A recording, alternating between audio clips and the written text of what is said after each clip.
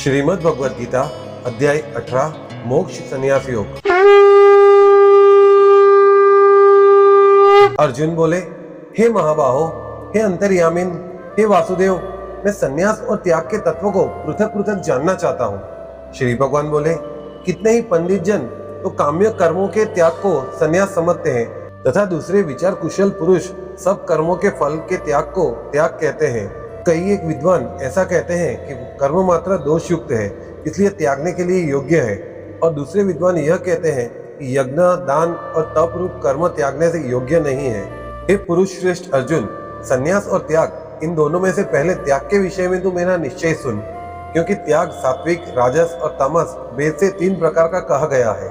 यज्ञ, दान और तप रूप कर्म त्यागने के योग्य नहीं है, बल्कि वह तो अवश्य कर्तव्य है, क्योंकि यज्ञ, दान और तप ये तीनों ही कर्म बुद्धिमान पुरुषों को पवित्र करने वाले हैं, परंतु नियत कर्म का स्वरूप से त्याग करना उचित नहीं है, इसलिए मोह के कारण उसका त्याग कर देना तामस त्याग कहा गया है। जो कुछ कर्म है वह सब दुख रूप ही है, ऐसा समझकर यदि कोई शारीरिक कलेश के भय से कर्तव्य कर्मों का त्याग कर दे तो वह ऐसा राजस त्याग करके त्याग के फल को किसी प्रकार भी नहीं पाता। हे अर्जुन, जो शास्त्र विहित कर्म करना कर्तव्य है, इसी भाव से आसक्ति और फल का त्याग करके किया जाता है, वह सात्विक त्याग माना गया है। जो मनुष्य अकुशल कर्म से तो द्वेष नहीं करता और कुशल कर्मों में आसक्ति नहीं होता, वह शुद्ध सत्वगुण से युक्त पुरुष संशय रहित, बुद्धिमान और सच्चा त्यागी है। क्योंकि शरीरधारी किसी भी मनुष्य द्वारा संपूर्णता से सब कर्मों का त्याग किया जाना शक्य नहीं है, इसलिए जो कर्मफल त्यागी है वही त्यागी है, यही कहा जाता है।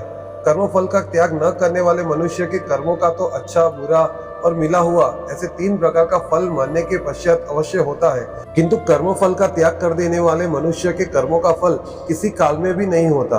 हे महाबाहो, संपूर्ण कर्मों की सिद्धि के ये 5 हेतु कर्म का अंत करने के लिए उपाय बतलाने वाले सांख्य शास्त्र में कहे गए हैं, उनको तुम मुझसे भली भांति जान। इसी विषय में अर्थात कर्मों की सिद्धि में अधिष्ठान और कर्ता तथा भिन्न भिन्न प्रकार के करण एवं नाना प्रकार की अलग अलग चेष्टाएं, और वैसे ही 5वां हेतु देव है। मनुष्य मन, वाणी और शरीर से शास्त्रानुकूल अथवा विपरीत जो भी कुछ कर्म करता है, उसके ये 5 कारण हैं। परंतु ऐसा होने पर जो भी मनुष्य अशुद्ध बुद्धि होने के कारण उस विषय में यानी कर्मों के होने में केवल शुद्ध स्वरूप आत्मा को कर्ता समझता है, वह मलिन बुद्धि वाला अज्ञानी यथार्थ नहीं समझता। जिस पुरुष के अंतःकरण में मैं करता हूँ ऐसा भाव नहीं है, और तथा जिसकी बुद्धि सांसारिक पदार्थों में और कर्मों में लिपायमान नहीं होती, वह पुरुष इन सब लोगों को मारकर भी वास्तव में न तो मरता है और न पाप से बनता है। जैसे अग्नि, वायु और जल द्वारा प्रारब्धवश किसी प्राणी की हिंसा होती हुई देखने में आए तो भी वह वास्तव में हिंसा नहीं है, वैसे ही जिस पुरुष का देह में अभिमान नहीं है और स्वार्थ रहित केवल संसार के हित के लिए ही जिसकी संपूर्ण क्रियाएं होती है, उस पुरुष के शरीर और इंद्रियों द्वारा यदि किसी प्राणी की हिंसा होती हुई लोक दृष्टि में देखी जाए तो भी वह वास्तव में हिंसा नहीं है, क्योंकि आसक्ति, स्वार्थ और अहंकार के न होने से किसी प्राणी की हिंसा हो ही नहीं सकती है, तथा बिना कर्तृत्व अभिमान के किया हुआ कर्म वास्तव में अकर्म ही है, इसलिए वह पुरुष पाप से नहीं बनता। ज्ञाता, ज्ञान और ज्ञेय ये तीनों प्रकार की कर्म प्रेरणा है, और कर्ता, करण तथा क्रिया ये तीनों प्रकार का कर्म संग्रह है। गुणों की संख्या करने वाले शास्त्र में ज्ञान और कर्म तथा कर्ता गुणों के भेद से 3 प्रकार के ही कहे गए हैं, उनको भी तू मुझसे भली भांति सुन। जिस ज्ञान से मनुष्य पृथक पृथक सब भूतों में एक अविनाशी परमात्मा भाव को विभाग रहित समभाव से स्थित देखता है, उस ज्ञान को तू सात्विक जान। किंतु जो ज्ञान अर्थात जिस ज्ञान के द्वारा मनुष्य संपूर्ण भूतों में भिन्न भिन्न प्रकार के नाना भावों को अलग अलग जानता है, उस ज्ञान को तू राजस जान। परंतु जो ज्ञान एक कार्य रूप शरीर में ही संपूर्ण के सदस्य आसक्त है तथा जो बिना युक्ति वाला तात्विक अर्थ से रहित और तुच्छ है, वह तामस कहा गया है। जो कर्म शास्त्र विधि से नियत किया हुआ और कर्तापन के अभिमान से रहित हो तथा फल न चाहने वाले पुरुष द्वारा बिना राग द्वेष के किया गया हो, वह सात्विक कहा जाता है। परंतु जो कर्म बहुत परिश्रम से युक्त होता है तथा भोगों के चाहने वाले पुरुष द्वारा या अहंकार युक्त पुरुष द्वारा किया जाता है, वह कर्म राजस कहा गया है।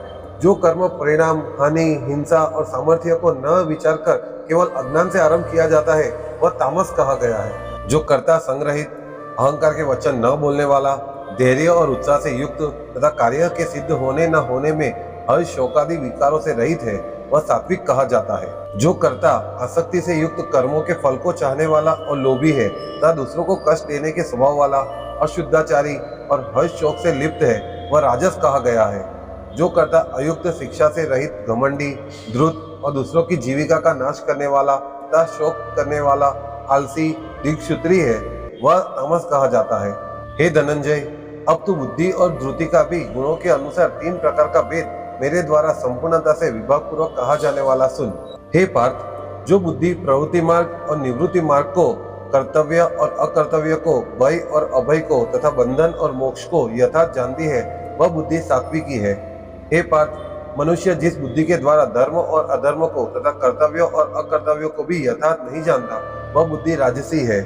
हे अर्जुन, जो तमोगुण से घिरी हुई बुद्धि अधर्म को भी धर्म है ऐसा मान लेती है तथा इस प्रकार अन्य संपूर्ण पदार्थों को भी विपरीत मान लेती है वह बुद्धि तामसी है। हे पार्थ, जिस अव्यभिचारिणी धारण शक्ति से मनुष्य ध्यान योग के द्वारा मन और प्राण इंद्रियों की क्रियाओं को धारण करता है वह ध्रुति सात्विकी है। परंतु हे प्रथापुत्र अर्जुन, फल की इच्छा वाला मनुष्य जिस धारण शक्ति के द्वारा अत्यंत आसक्ति से धर्म, अर्थ और काम को धारण करता है वह धारण शक्ति राजसी है। हे पार्थ, दुष्ट बुद्धि वाला मनुष्य जिस धारण शक्ति के द्वारा निंद्रा, भय, चिंता और दुख को तथा उन्मत्तता को भी नहीं छोड़ता अर्थात धारण किए रहता है वह धारण शक्ति तामसी है। हे भरत श्रेष्ठ, अब 3 प्रकार के सुख को भी तू मुझसे सुन। जिस सुख में साधक मनुष्य भजन, ध्यान और सेवादि के अभ्यास से रमण करता है और जिससे दुखों का अंत प्राप्त हो जाता है, जो ऐसा सुख है वह आरंभ काल में यद्यपि विष के तुल्य प्रतीत होता है परंतु परिणाम में अमृत के तुल्य है। इसलिए वह परमात्मा विषयक बुद्धि के प्रसाद से उत्पन्न होने वाला सुख सात्विक कहा गया है। जो सुख विषय और इंद्रियों के संयोग से होता है वह पहले भोग काल में अमृत के तुल्य प्रतीत होने पर भी परिणाम में विष के तुल्य है, इसलिए वह सुख राजस कहा गया है।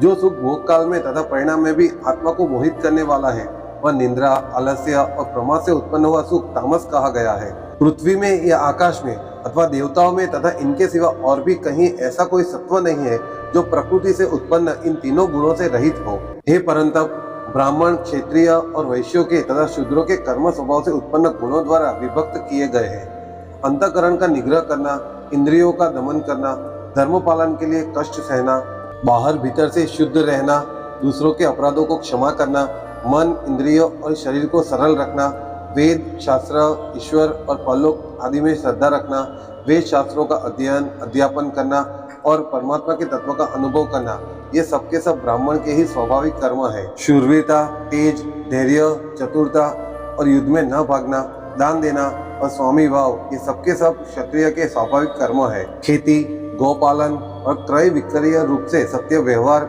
ये वैश्यों के स्वाभाविक कर्म है तथा सब वर्णों की सेवा करना शूद्र का भी स्वाभाविक कर्म है। अपने अपने स्वाभाविक कर्मों में तत्परता से लगा हुआ मनुष्य भगवत प्राप्ति रूप परम सिद्धि को प्राप्त हो जाता है। अपने स्वाभाविक कर्मों में लगा हुआ मनुष्य जिस प्रकार से कर्म करके परम सिद्धि को प्राप्त होता है उस विधि को तू सुन। जिस परमेश्वर से संपूर्ण प्राणियों की उत्पत्ति हुई है और जिससे यह समस्त जगत व्याप्त है, उस परमेश्वर की अपने स्वाभाविक कर्मों द्वारा पूजा करके मनुष्य परम सिद्धि को प्राप्त हो जाता है। अच्छी प्रकार आचरण किए हुए दूसरे के धर्म से गुण रहित भी अपना धर्म श्रेष्ठ है, क्योंकि स्वभाव से नियत किए हुए स्वधर्म रूप कर्म को करता हुआ मनुष्य पाप को नहीं प्राप्त होता है। अतएव हे कुंती पुत्र, दोष युक्त होने पर भी सहज कर्म को नहीं त्यागना चाहिए, क्योंकि धुएं से अग्नि की भांति सभी कर्म किसी न किसी दोष से युक्त है।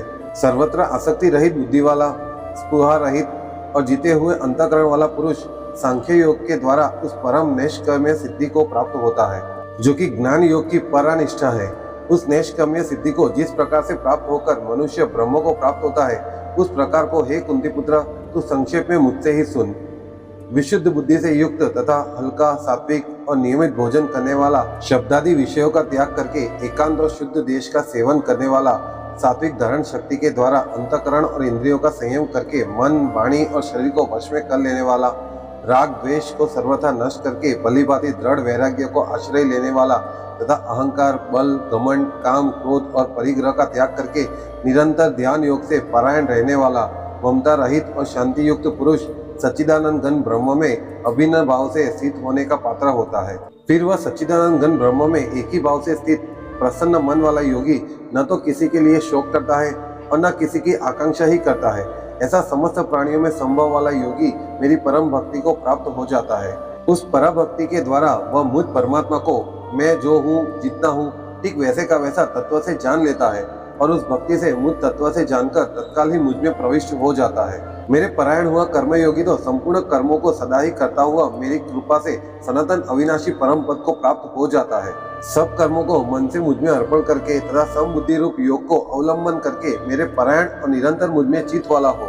उपयुक्त प्रकार से मुझ में चित वाला होकर तू मेरी कृपा से समस्त संकटों को अनायास ही पार कर जाएगा, और यदि अहंकार के कारण मेरे वचनों को न सुनेगा तो नष्ट हो जाएगा, अर्थात परमार्थ से भ्रष्ट हो जाएगा। जो तू अहंकार का आश्रय लेकर यह मान रहा है कि मैं युद्ध नहीं करूंगा, तो यह तेरा निश्चय मिथ्या है, क्योंकि तेरा स्वभाव तुझे जबरदस्ती युद्ध में लगा देगा। हे कुंती पुत्र, जिस कर्म को तू मोह के कारण करना नहीं चाहता, उसको भी तू अपने पूर्वकृत स्वाभाविक कर्म से बंधा हुआ परवश होकर करेगा। हे अर्जुन, शरीर रूप यंत्र में आरूढ़ हुए संपूर्ण प्राणियों को अंतर्यामी परमेश्वर अपनी माया से उनके कर्मों के अनुसार भ्रमण कराता हुआ सब प्राणियों के हृदय में स्थित है। हे भरत, तू सब प्रकार से उस परमेश्वर को ही शरण में जा। उस परमात्मा की कृपा से तू परम शांति को तथा सनातन परम धाम को प्राप्त होगा। इस प्रकार यह गोपनीय से भी अति गोपनीय ज्ञान मैंने तुझसे कह दिया। अब तू इस रहस्य युक्त ज्ञान को पूर्णतः भलीभांति विचार कर, जैसे चाहता है वैसे कर। संपूर्ण गोपनीय से अति गोपनीय मेरे परम रहस्य युक्त वचन को तू फिर भी सुन। तू मेरा अतिशय प्रिय है, इससे परम हितकारक वचन मैं तुझसे कहूंगा। हे अर्जुन, तू मुझ में मन वाला हो, मेरा भक्त बन, मेरा पूजन करने वाला हो और मुझको प्रणाम कर। ऐसा करने से तू मुझको ही प्राप्त होगा, यह मैं तुझसे सत्य प्रतिज्ञा करता हूँ, क्योंकि तू मेरा अत्यंत प्रिय है। संपूर्ण धर्म को अर्थात संपूर्ण कर्तव्य कर्मों को मुझ में त्याग कर तू केवल एक मुझ सर्वशक्तिमान सर्वाधार परमेश्वर की शरण में आ। मैं तुझको संपूर्ण पापों से मुक्त कर दूंगा, तू शोक मत कर। तुझे यह गीत रूप रहस्यमय उपदेश किसी भी काल में न तो तप रहित मनुष्य से कहना चाहिए, न भक्ति रहित से, और न बिना सुनने की इच्छा वाले से ही कहना चाहिए, तथा जो मुझ में दोष दृष्टि रखता है उसे तो कभी भी नहीं कहना चाहिए। जो पुरुष मुझ में परम प्रेम करके इस परम रहस्यमय युक्त गीता शास्त्र को मेरे भक्तों में कहेगा, वह मुझको ही प्राप्त होगा, इससे में कोई संदेह नहीं है। उससे बढ़कर मेरा प्रिय कार्य करने वाला मनुष्य में कोई भी नहीं है, तब पृथ्वी भर में उससे बढ़कर मेरा प्रिय दूसरा कोई भी भविष्य में होगा भी नहीं। जो पुरुष इस धर्ममय हम दोनों के संवाद रूप गीता शास्त्र को पढ़ेगा, उसके द्वारा मैं भी ज्ञान यज्ञ से पूजित होऊंगा, ऐसा मेरा मत है। जो मनुष्य श्रद्धा युक्त और दोष दृष्टि से रहित होकर इस गीता शास्त्र का श्रवण भी करेगा, वह भी पापों से मुक्त होकर उत्तम कर्म करने वालों के श्रेष्ठ लोगों को प्राप्त होगा।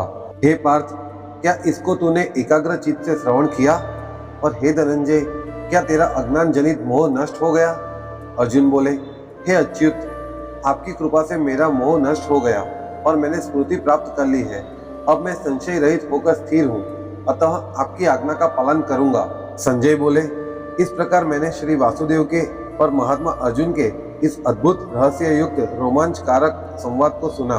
श्री व्यास जी की कृपा से दिव्य दृष्टि पाकर मैंने इस परम गोपनीय योग को अर्जुन के प्रति कहते हुए स्वयं योगेश्वर भगवान श्री कृष्ण से प्रत्यक्ष सुना। हे राजन, भगवान श्री कृष्ण और अर्जुन के इस रहस्य युक्त कल्याणकारक और अद्भुत संवाद को पुनः पुनः स्मरण करके मैं बार बार हर्षित हो रहा हूँ। हे राजन, श्री हरि के उस अत्यंत विलक्षण रूप को भी पुनः पुनः स्मरण करके मेरे चित्त में महान आश्चर्य होता है और मैं बार बार हर्षित हो रहा हूँ। हे राजन, जहाँ योगेश्वर भगवान श्री कृष्ण है और जहाँ गांडीव धनुष्यधारी अर्जुन है, वहीं पर श्री विजय, विभूति और अचल नीति है, ऐसा मेरा मत है। श्रीमद् भगवद गीता श्री कृष्ण अर्जुन संवाद में अध्याय 18 मोक्ष संन्यास योग समाप्त।